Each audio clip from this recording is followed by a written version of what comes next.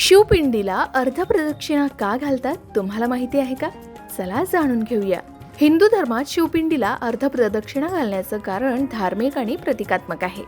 शिवपिंडीला पूर्ण प्रदक्षिणा न घालता अर्धप्रदक्षिणा घालण्यामागील प्रमुख कारण म्हणजे शिवपिंडीच्या मागील बाजूस सोमसूत्र असतं, ज्याला पवित्र मानले जातं. पण या सोमसूत्राला ओलांडणं अशुभ मानले जातं.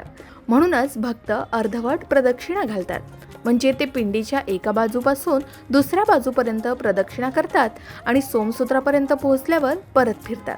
शिवपिंड ही शिव आणि शक्ती म्हणजे पुरुष आणि प्रकृती यांचं एकत्रित प्रतीक मानले जातं.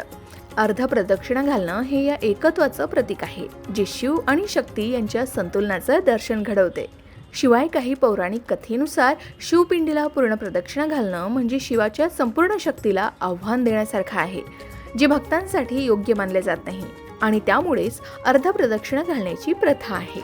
पण ही अर्ध प्रदक्षिणा कशी घालावी? तर शिवपिंडीला डाव्या बाजूने प्रदक्षिणा सुरू करावी आणि सोमसूत्रापर्यंत पोहोचल्यावर थांबावं. त्यानंतर मागं फिरून पुन्हा उजव्या बाजूने परत यावं. प्रदक्षिणा घालताना मनात शिवाचं ध्यान करावं आणि मंत्रजाप करावा. ओम नमः शिवाय.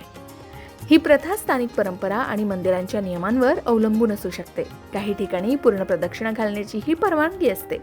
पण जर तुम्हाला मंदिरातील विशिष्ट नियमांबद्दल काही शंका आल्यास तिथल्या पुजाऱ्यांचा सल्ला नक्की घ्यावा. याबद्दल तुम्हाला काय वाटतं? कमेंट करून नक्की सांगा.